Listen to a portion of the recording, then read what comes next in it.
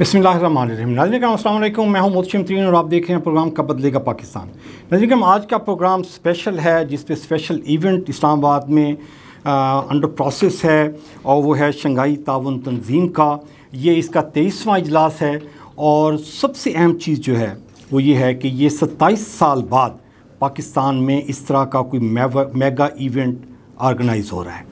27 साल बाद ये इतना इम्पॉर्टेंट इवेंट है। और कहानी कुछ इस तरह शुरू होती है कि जी यूएसएसआर जो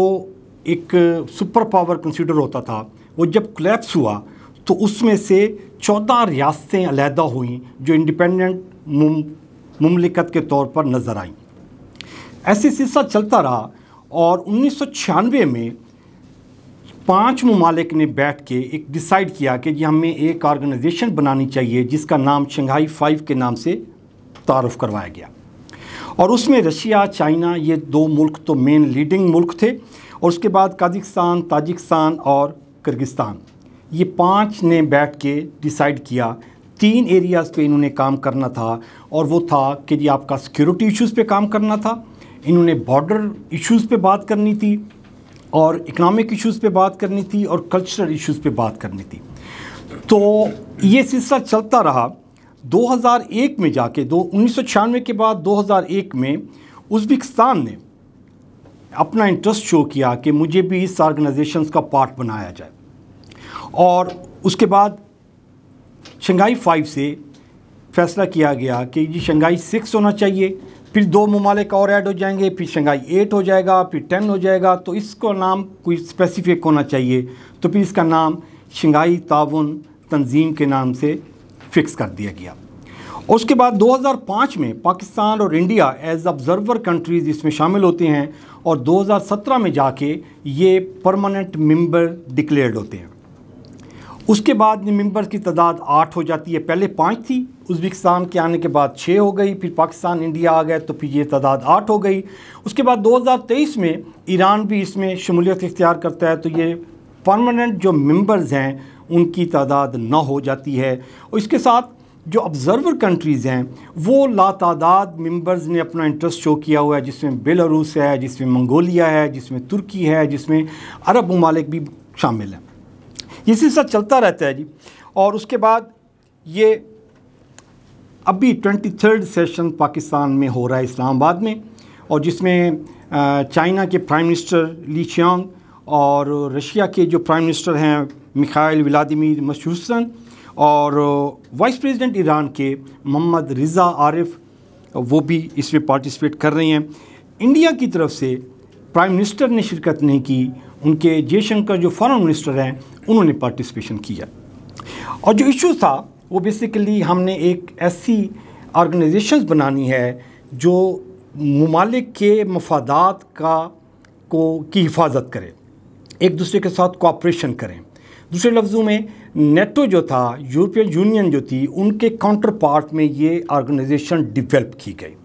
वो समझते थे कि ये जो कंट्रीज़ हैं ये लेस डेवलप कंट्रीज़ हैं, इनका इतना शौरी लेवल नहीं है, इनकी कैपेसिटी नहीं है, लिहाजा ये हमारे साथ अटैच नहीं हो सकते। इस चीज़ को देखते हुए रशिया और चाइना ने इस ऑर्गेनाइजेशन की बुनियाद रखी और ये तेज़ी से ग्रो करती जा रही है।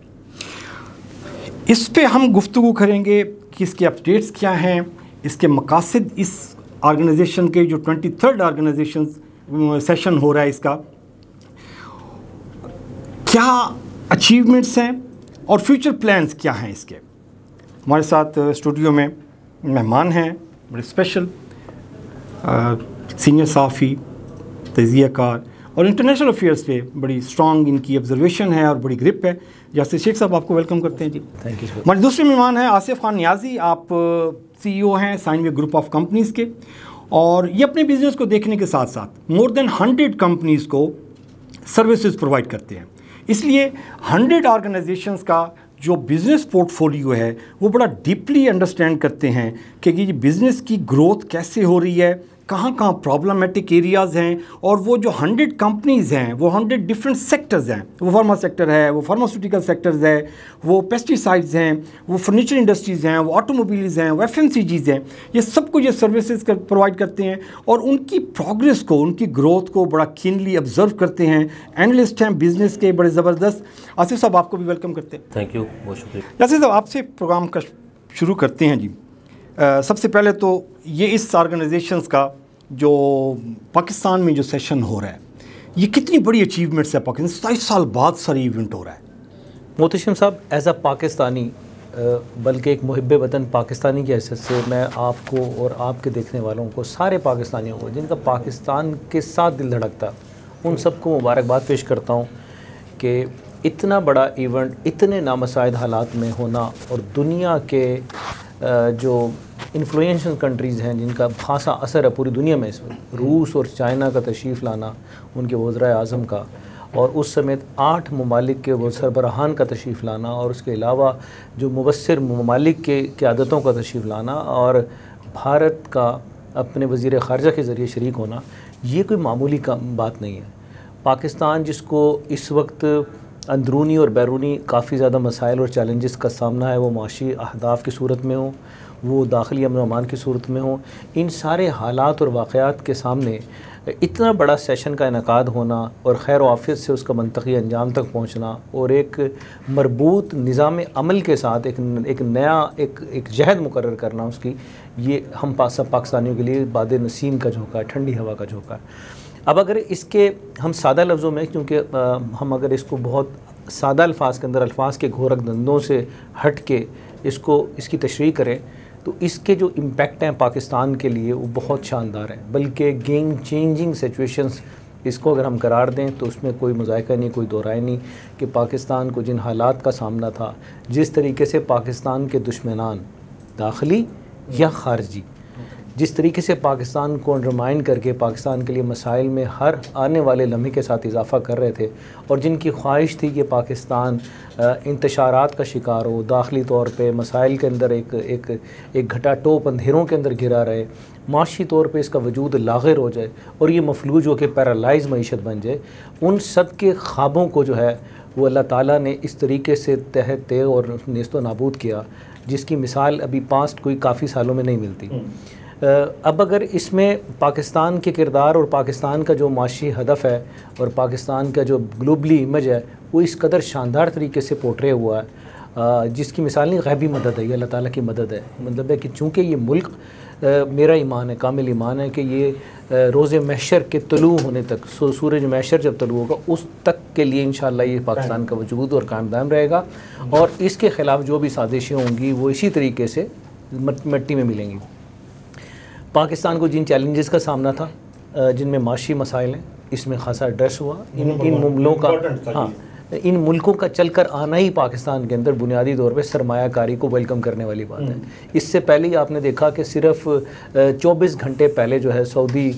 हुकूमत ने जो है अपना high power high level delegation, जिसमें 50 से ज़्यादा टॉप नॉइश कंपनीज़ के CEOs और 129 जो इन्फ्लुएंशियल पर्सनैलिटीज़ पे मुश्तमिल वो वफ़द पाकिस्तान आया। 27 से ज़्यादा MOUs पे साइन हुए। आप ये देखिए कि मोहतशम भाई के $1 अरब की इमदाद लेने के लिए हम IMF के क्या क्या जो है उनके क्या क्या मज़ालिम जो है अपने गले में जो है हम तोक़ की सूरत में नहीं लटकाते। इसमें $2.2 बिलियन की सरमायाकारी, भीख नहीं, इमदाद नहीं, ग़ुलामी नहीं, कारोबार, ये 24 घंटे पहले इस इजलास से पहले अल्लाह ताला ने आपको अता किया। तो आपका ग्लोबल इमेज बहुत अच्छा हुआ, और वो जो सारी साजिशें जो IMF के शिकंजे की सूरत में पाकिस्तान को कड़ा लगाने वाली थी, वो अमेरिका जो हर रोज़ ये ख्वाहिश करता कि पाकिस्तान को किस नए चैलेंज में, किस नई मुश्किल के अंदर डाला जाए, उसकी तमाम तर प्लानिंग जो है वो ज़मीन के खाक हुई, ज़ेरे ज़मीन चली गई। एक प्लानर अल्लाह है जो पाकिस्तान के लिए प्लान करता है, तो अल्लाह के जो प्लान है वो हमेशा कामयाब होते हैं। तो मैं ये समझता हूँ कि पाकिस्तान में तिजारती एक इनकलाब का आगाज़ होने के लिए जा रहा है। पाकिस्तान के अंदर जो है रोज़गार के मौके पैदा होंगे, पाकिस्तान के अंदर इंडस्ट्री लगेगी, सरमायाकारी से एसोसिएटेड सारी चीज़ें,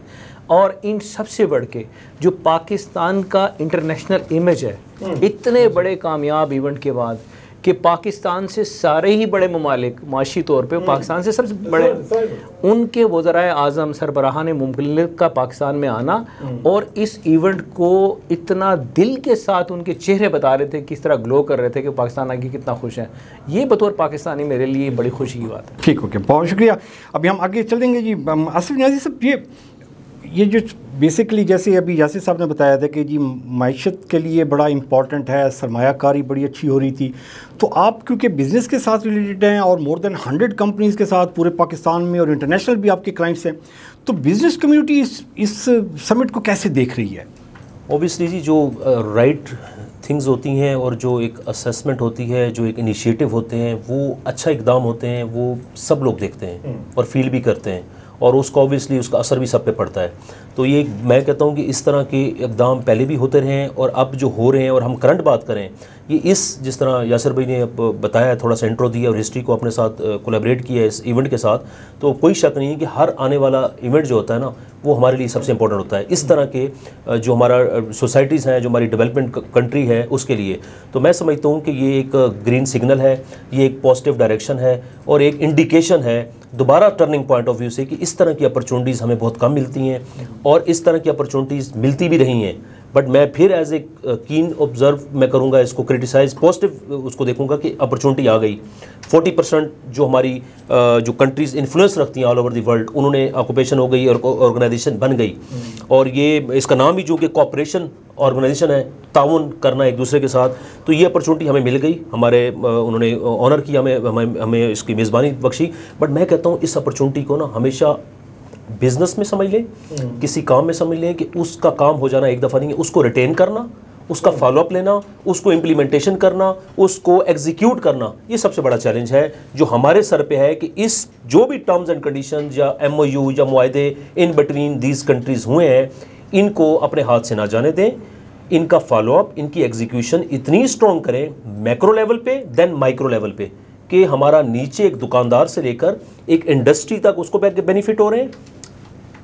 माइक्रो लेवल तक अगर हम मैक्रो की बात करें तो वो 40% जो हमारा पॉपुलेटेड कंट्रीज़ है उनका MOU आपस में हुआ है, जिन कंट्रीज़ ने प्रेजेंटेशन दी है, उन कंट्रीज़ की बिहाफ पे वो डिसीजन लिए जाएँ आपस में विद म्यूचुअल कंसेंट के साथ कि वो बेनिफिट्स एक दूसरे कंट्रीज़ को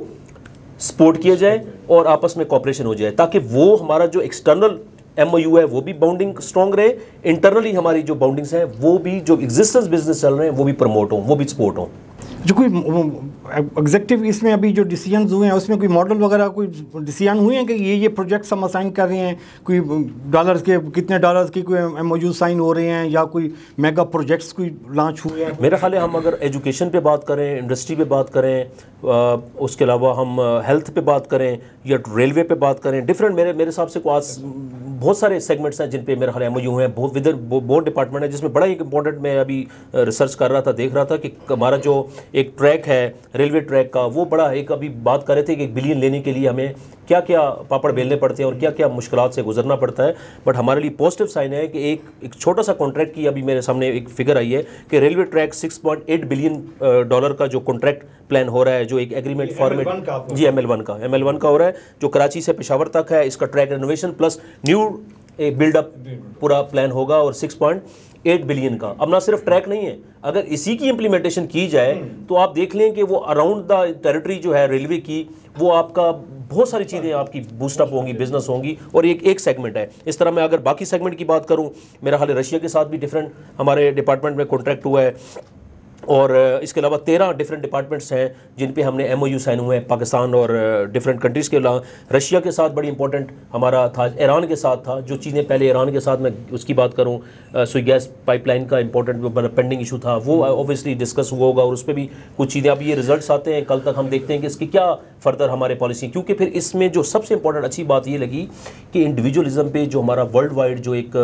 पाबंदियाँ लगती होती हैं ज़ाहिर है ऑब्वियसली किसी कंट्री के ऊपर, तो वो बड़ी अच्छी इस अपना ऑर्गेनाइजेशन में कॉपरेशन में ये चीज़ डिसाइड हुई है कि इस तरह की इंडिविजुअलिज्म पे कोई भी किसी को राइट नहीं है कि इंडिविजुअल पे कोई पाबंदी की जाए, और यही कॉपरेशन है कि एक दूसरी कंट्री को सपोर्ट भी करना है, जो कंट्री ज़्यादा प्रॉब्लम में होगा उसको निकालना भी है, ना सिर्फ निकालना है, उसकी इंडस्ट्री को दूसरी इंडस्ट्री के साथ मर्ज करना है, और बेसिकली तो एक पॉजिटिव मर्जर है। एक कॉपरेशन है, जो पॉजिटिव इनिशिएटिव लिया गया है। अच्छा, जैसे भी ये बताएं कि ये जो बेसिकली तो ये एक जो ऑर्गेनाइजेशंस है जिस स्पीड के साथ ग्रो कर रही है और जिस स्पीड के साथ ये दूसरे जो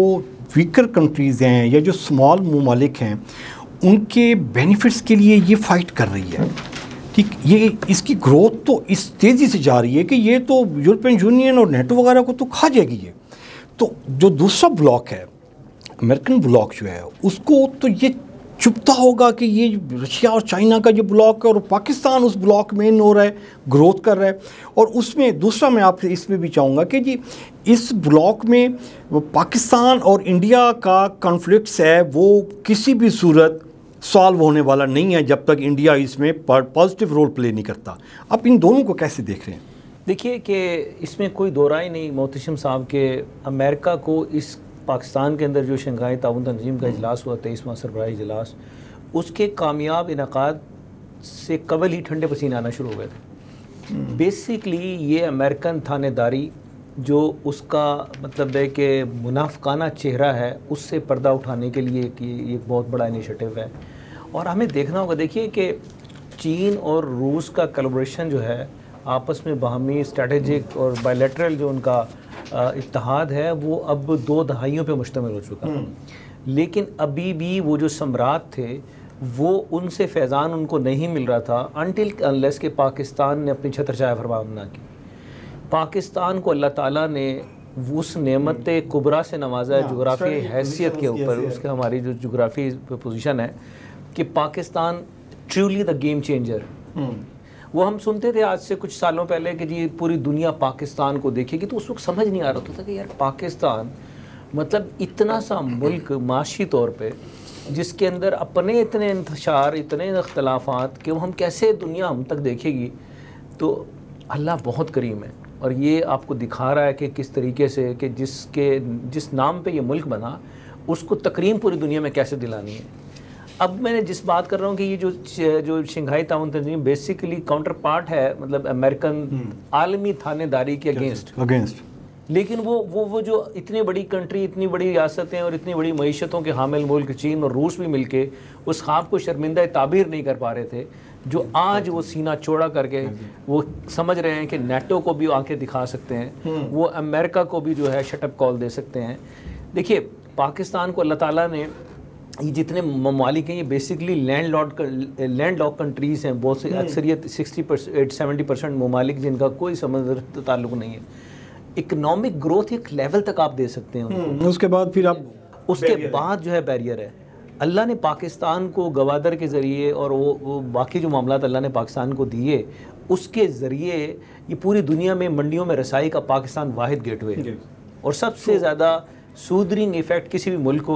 वो काज़ाकिस्तान से शुरू करें तुर्कमानिस्तान तक पहुँचें, उज़्बेकिस्तान से शुरू करें ताजिकिस्तान तक आएँ, वो जहाँ आप मर्ज़ी चले जाएँ, इवन कि रशिया चीन को भी इधर से हमें बहुत सूट करती हैं चीज़ें।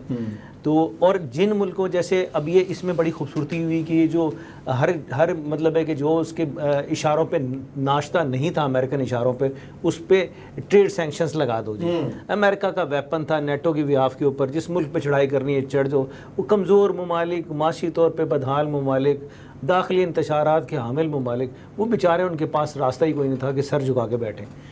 ये credit goes to the Pakistan की जो इस वक्त की क़यादत है। आप इख्तलाफ कर सकते हैं मतलब है कि मिलिट्री की आदत से भी और सियासी की आदत से भी, लेकिन ये क्रेडिट आपको देना पड़ेगा कि इन दोनों क़यादतों ने और पाकिस्तान के अंदर जो इस वक्त सियासी इत्तेहाद गवर्नेंस की सूरत में है उसमें पीपल्स पार्टी का क्रेडिट भी है, नून लीग भी शामिल है और दीगर इनके इत्तेहादी भी, कि इन्होंने अपनी मुसल्लह अफवाज की कमान को जो है वो जिसे ट्रू मायनों में एक पेज पे लाके पूरी दुनिया को दिखा दिया और बता दिया कि पाकिस्तान जो है को आप नल एंड वाइड नहीं कर सकते। पाकिस्तान को जैसे भारत समझता था कि कुछ अर्सा पहले तक भारत कहता था कि पाकिस्तान तो अंडर डिस्कशन ही नहीं होना चाहिए, तो आज वो तस्वीर जो सरबराहान की और उसमें जो नुकड़ा लगा भारत जो है और उसका जयशंकर का लटका हुआ मुंह जो है ना, वो पूरी दुनिया को एक मैसेज दे रहा है। और सब हिलाली परचम सेंटर स्ट्रीम लाइन है और पाकिस्तान जिस तरीके से अल्लाह ताला ने इज़्ज़तों से सरफराज किया, ये कोई मुनामल बात नहीं है। ये नेटो की बेसिकली जो तोसी पसंदाना अज़ाइम है उसके ऊपर एक गिरा लग गई है इंशाल्लाह। और पाकिस्तान समेत जो ममालिक जो अंडर प्रेशर जिनकी इकॉनमी को हमेशा अमेरिका रखता था मुख्तलिफ इंतशारात की सूरत में, ये थोड़ा लुच चला गया। मोहतशिम साहब इसके इनकाद के ऊपर थोड़ा लुच चला गया कि किस तरीके से उन्होंने मतलब सेम डे को इस्तेजाज की कॉल दे देनी और किस तरीके से उससे आने से पहले जो चीज़ें की गई, ये कोई मतलब किसी दानिशमंद आदमी को, किसी अक्ल फ़हम फ़रासत के आमिल को मतलब कुछ समझ आती है कि यार पूरी दुनिया के अंदर आप एक पहचान, एक नया फेस के साथ जाना चाह रहे हो और आप पाकिस्तान के उस कैपिटल के अंदर के जहाँ पूरी दुनिया के सरबराहान ने आके पाकिस्तान को इज़्ज़त देनी है, तो आपने उसको तमाशा का बनाने की कोशिश की। तो आप क्या समझते हैं कि ये डोमेस्टिक पॉलिटिक्स थी? इसके पीछे बहुत सारे हरकार हैं इंटरनेशनल। अच्छा, मैं इंडिया को स्पेसिफिक करना चाहूँगा कि जी वो मोदी का इसमें पार्टिसिपेट करना जानबूझ के प्री प्लान्ड था, जयशंकर को भेज दिया कि ये किसी तरीके से ये सपोजाज हो सके या इसकी वैल्यू कम हो सके कि जी वो मोदी पार्टिसिपेट नहीं कर रहा इसमें? देखिए, मैं नहीं समझता कि इसमें कोई सबूताज करने का किसी भी तौर पे वो काम है। हाँ, वो ना आके भी जो है वो बर्बाद हो जाता और आके भी जो उसकी हर्जा सराई हुई है उसको ये अल्लाह ने जो उसके लिए ज़िल्लत के गार रखे हैं तो वो रखे। बहरहाल भारत चूँकि एक ख़ित्ते का बड़ा मुल्क है, इकानमी एक मतलब है कि उभरती हुई मईशत है, दुनिया की बड़ी मईशतों में है, भारतीय वज़ीर ख़ारजा का भी आ जाना ये भी मतलब good sign for the Pakistan है कि आप अपने उस मुल्क को देखें ना जी, कितना आप इसकी एम्बियन तो चेक करें ना जी कि भारत दुश्मन है आपका, अज़ली दुश्मन है। कोई बलोचिस्तान की इंसर्जेंसी हो, केपी के अंदर अलहदगी की तहरीकें हों, ये पीटीएम की सूरत हो, वो पाकिस्तान के अंदर सियासी तौर पे वो अमल दखल हो, एक सियासी जमात की छतर छाया करनी हो, उन सारे हरकत जो लुच तलने के बावजूद भी वो पाकिस्तान को लीडिंग रोल के ऊपर देख रहा है, तो इससे बड़ी क्या मौत वाक़ई हो सकती है? सही। अच्छा आसिफ, ये जो अभी इन्वेस्टमेंट आ रही है, प्रोजेक्ट्स आ रहे हैं, जैसे आपने बताया कि बेलारूस में ट्रैक्टर का प्लांट लगाने के लिए कर रहे हैं, रूस के साथ इंफ्रास्ट्रक्चर के और तवानाई के प्रोजेक्ट्स पे काफ़ी सारे साइन हुए, चीन के साथ आप बता रहे थे कि जी 13 शोबाजात में डिफरेंट MOU साइन हुए। तो ये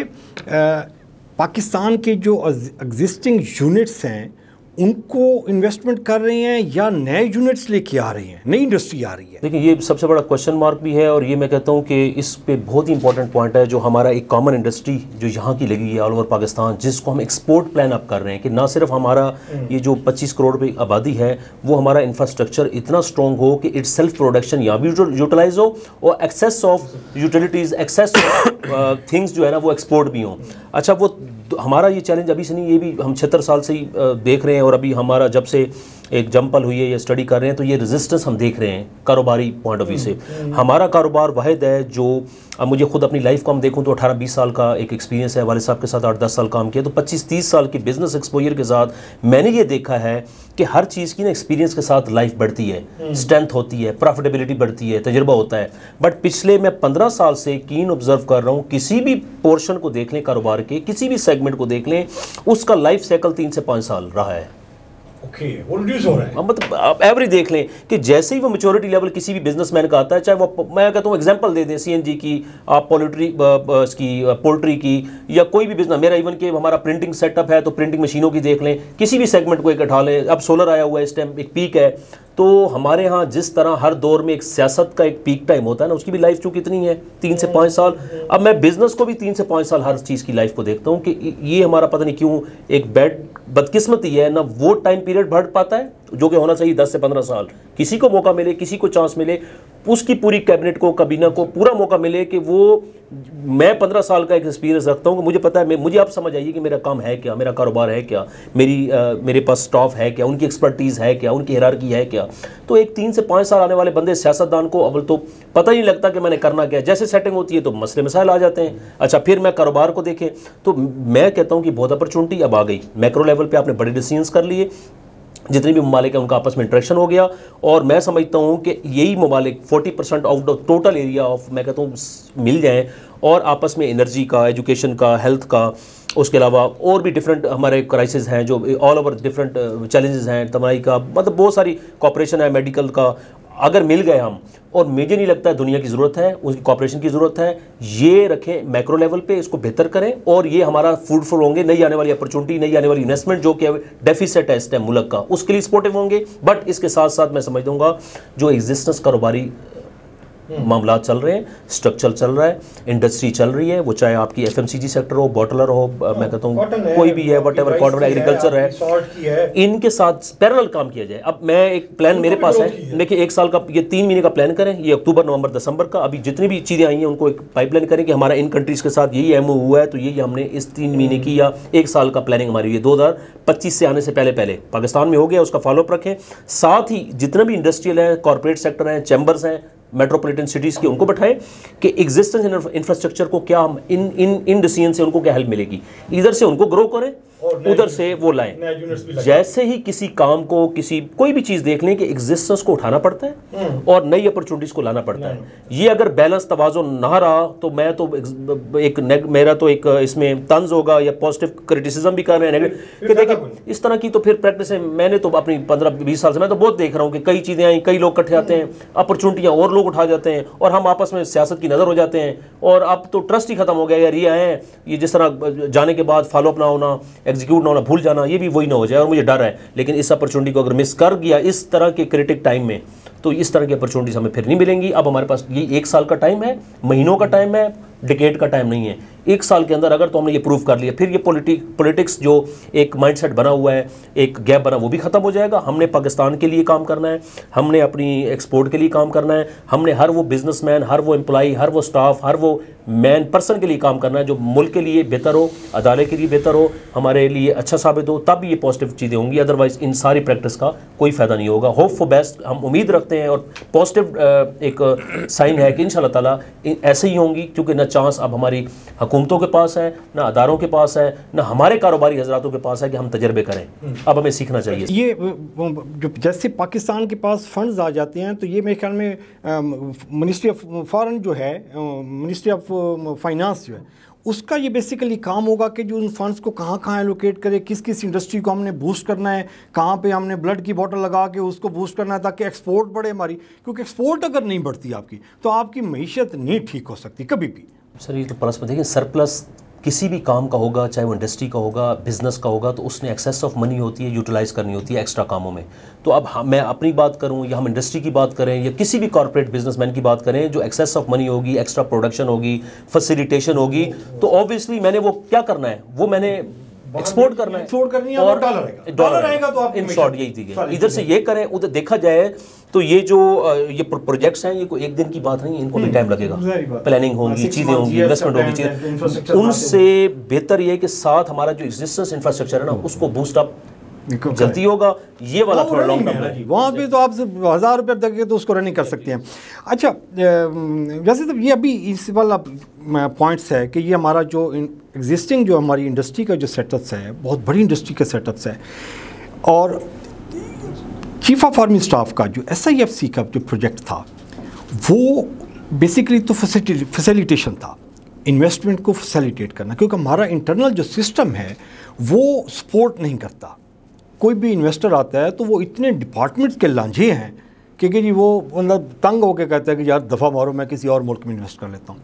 तो ये SIFC इसके लिए प्रिपेयर्ड होगी? जितनी इन्वेस्टमेंट आ रही है या जितने प्रोजेक्ट्स पाइपलाइन में ये फाइनलाइज हो रहे हैं, इसको वो मतलब चीफ साहब इसको खुद मॉनिटर करके इसको एग्जीक्यूट करवा सकेंगे? मोहतशिम साहब देखिए, मेरी बात सुनिए कि इस वक्त ना आप एक्सपेरिमेंट करने की पोजीशंस में रहे नहीं, ठीक है। ये जो फोरम है जिसने बैरूनी सरमायाकारी को मौक़े बख्शने हैं,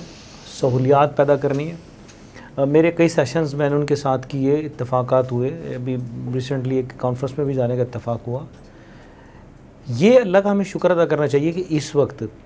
वो जो गैर संजीदगी थी रियासत की सतह पे, वो यकदम डायनामिक चेंजिंग आ रही है और हर बंदा जो इस वक्त किसी भी पोजीशन के ऊपर है वो ये रियलाइज़ कर चुका है कि this is the last chance. Pakistan को अल्लाह ताला ये जो मौक़े दे रहा है,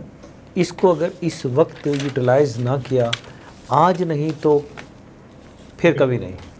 मैं ये समझता हूँ कि ये जो फोरम है बेसिकली इसको आर्मी चीफ़ को लीड करना या उसके ऊपर ऑब्जर्वेशंस बनाना ये भी खुशाइंद है, क्योंकि अलमिया ये है हम एक डेमोक्रेटिक मुल्क तो बने लेकिन जमहूरी रवायात से वो हम नाबल्द बहुत ज़्यादा है। डेमोक्रेटिक प्रोसेस के अंदर जो गुड गवर्नेंस का सिस्टम है वो बहुत लैक करता है। तो ये वाला चेक लोगों को बुरा लगता होगा, लेकिन मैं समझता हूँ कि हमारे लिए ज़रूरी है।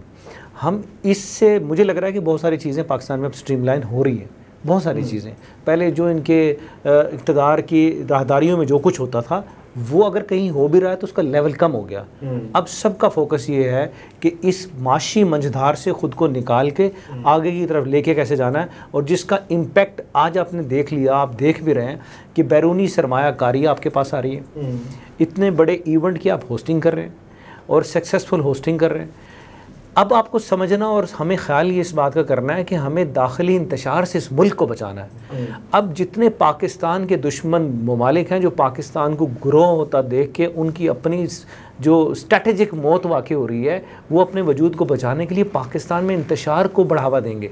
छोटी छोटी लिसानी तासुबात को, मजहबी तासुबात को, गिरोही तासुबात को, इलाकाई तासुबात को, सूबाई तासुबात को, इनको प्रोवोक करेंगे और वो किसी हद तक बहुत ज़्यादा चार्ज भी हो रहे हैं। मतलब है कि अभी आप देख लीजिए कि एक ऐसा निजी इदारा, तालीमी इदारा, जिसके अभी तक ना मुद्दई का पता कि किसके साथ मामला हुआ, ना कोई एप्लीकेंट है, पूरे मुल्क में ईंट से ईंट बजा दी गई।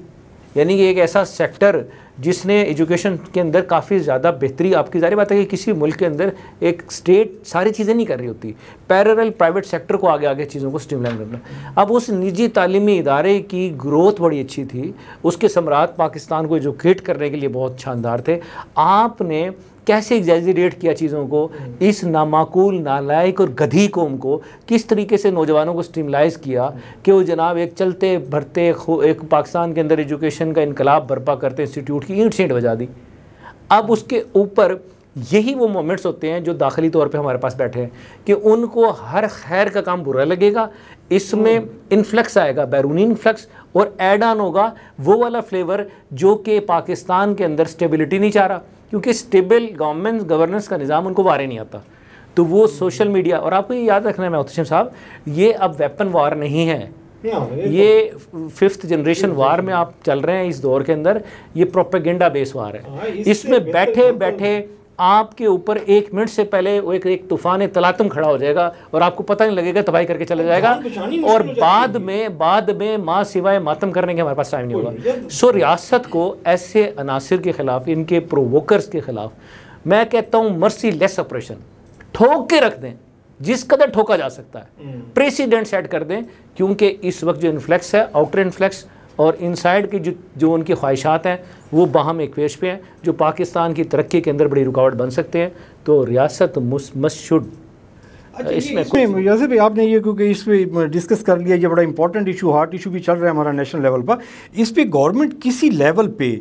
इस पे इन्वेस्टिगेट कर रही है कि ये इशू ट्रिगर कहाँ से हुआ है?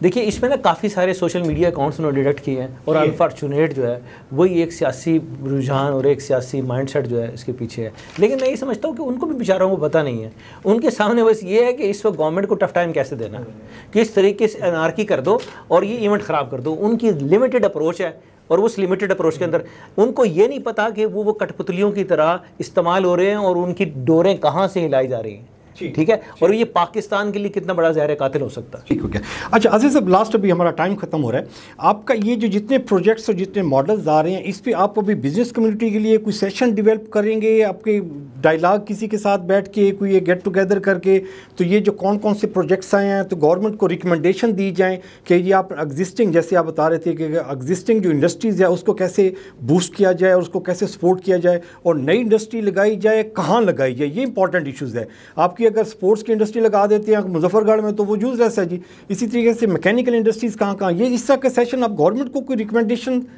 सजेस्ट करेंगे गैदरिंग करके? कोई मेरे ख्याल बहुत सारे सेगमेंट्स हैं हमारे से, हम तो हमारे एक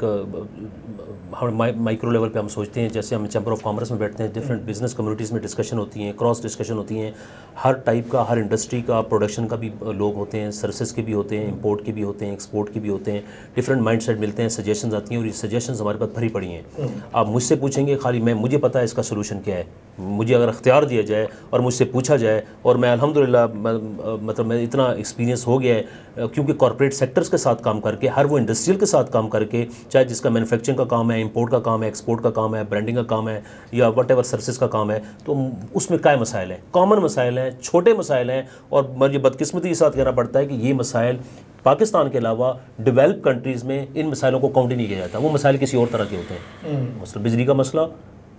सबसे, तो ये जो हमारी फाइनेंस मिनिस्ट्री है या दूसरी मिनिस्ट्रीज हैं, मिनिस्ट्री ट्रेड है, तो इनको ये मालूम नहीं है। आपको मालूम है, यासिर भाई को मालूम है, क्वेश्चन किया कि मालूम सबको है। अब असल विल नहीं है, अब असल विल भी नहीं है, या हमें ना ये इस चीज़ का जवाब आज तक तो नहीं मिला कि यार चीज़ें सोल्यूशन भी है, अथॉरिटी भी है, कर भी सकते हैं, वो खुद भी वो बैकअप देखा जाए तो हर उस हमारे वजीर का, हर उस पॉलिटिशियंस का वो बैकअप काम सारे यही हैं। जो मैं ये नहीं कहता कोई और काम है कारोबारी है। तो जब उनको खुद इट सेल्फ मसाइल हैं और वो बैठे भी अथॉरिटी एक रखते हैं, एक उनको एक कैबिनेट में या एक काबीना में या एक इख्तियार दिया गया अल्लाह ताला की तरफ से हमारे ऊपर सौंपा गया है, और वो उनका खुद भी मसाइल ये हैं, फिर हमारे ऊपर कौन, वो भाई वाली बात है यासर भाई की, क्या वो एक्सटर्नल फैक्टर्स इतने ज़्यादा हैं, क्या अमेरिका ने आके आपकी हेल्प करनी है, या इंडिया आप खुश होगा कि आप लोग तरक्की करें? यार जब इतने एक्सटर्नल चैलेंजेस आपके अंदर हैं, कम से कम हम अपने साथ तो फेयर हो जाए, हम अपनी तो हेल्प खुद कर लें। अब जो मसाइल हमारी जो एक्सटर्नल, अब बैड लक क्या है, एक्सटर्नल मसाइल और इंटरनल मसाइल हुए पड़े हैं एक जैसे, बैरूनी दुश्मन भी अंदरूनी दुश्मन भी, हमें कोई पहचान नहीं मिल रही, वो मिक्सअप हो गया ना गेम, पूरी बाउंडिंग्स बड़ी स्ट्रॉन्ग हो गई, तो हमारे अंदर ही ऐसे लगता है हमारे बिजनेस एक कंपटीशन इतना, देखिए हमने पॉजिटिव कंपटीशन हर जगह देखा all over the world, but हमारे यहाँ एक नऊज़ बिल्ला में हम मुसलमान भी कहलाते हैं, पाकिस्तानी भी कहलाते हैं, हसद, किसी को पलता फूलता नहीं देख सकते, ग्रोथ नहीं देख सकते। आप किसी भी इंडस्ट्री को देख लें, किसी भी साथ दुकान वालों को देख लो, किसी भी सर्विस सेक्टर, वो आपस में उसकी नज़र दूसरों पे नहीं होगी, वो आप एक दूसरे पे होगी। ये ऐसे जम्स फैल गए हैं, ऐसी कोई रूट्स, मैं कहता हूँ उसमें गीबत भी हो रही है, हसद भी हो रहा है, जेलसी भी हो रही है, नेगेटिव कंपटीशन भी हो रहा है, नुकसान एक दूसरे को बचा रहे हैं। जैसे कोई ग्रोथ करने लगेगा, चाहे वो हमारा मुल्क है तो पीछे से खींच लिया जाएगा, कोई इंडस्ट्रियल है उसको खींच लिया जाएगा। तो इसके लिए मैं समझता हूँ कि बोल्ड डिसीजन लेने चाहिए, स्ट्रेट फॉरवर्ड, यासर भाई जिस तरह बात कर रहे थे, बिल्कुल रूल रेगुलेशन अब हमें करना पड़ेगा, जजा सज़ा का मामला करना पड़ेगा, स्ट्रेट फॉरवर्ड डिसीजन करने पड़ेंगे, तभी हमारा ये इंडस्ट्री भी चलेगी, ये मुल्क भी चलेगा, हमारे यहाँ लोगों 25 करोड़ की इतनी बड़ी आवाम है, टैकल होगी। अदरवाइज़ ये प्यार से, ये बताने से ये न ये ठीक होंगे, ऊपर से पॉलिसियाँ बने, इम्प्लीमेंटेशन वहाँ से हो और नीचे तक आनी चाहिए, तब इसका असर होगा। अदरवाइज़ हम टाइम वेस्ट करेंगे, अपना भी, कौम का भी, और मैं कहता हूँ कि मुस्लिम ममालिक का भी, और इस तरह की यूनियन का भी। ठीक है जी, बहुत शुक्रिया आसिफ साहब आपके टाइम का जी, और आपके एनालिसिस का भी। यासिर साहब आपका भी बहुत शुक्रिया। नज़ीर हम ये था आज का प्रोग्राम, और बड़ी इंपॉर्टेंट डिस्कशंस रही है, बड़े इश्यूज़ इंपॉर्टेंट इन्होंने एनालिसिस किए हैं, और एनालिसिस का जो एंड आप देखें वो यही है क्योंकि जी हमारे पास और कोई वे आउट नहीं है, सिर्फ एक ही रास्ता है कि हम एक दूसरे की हेल्प करें और इस मुल्क को बचाएँ। अपना और अपने प्यारों का ख्याल रखिएगा। मोहसिन को इजाज़त दीजिए। अल्लाह ने के बाद।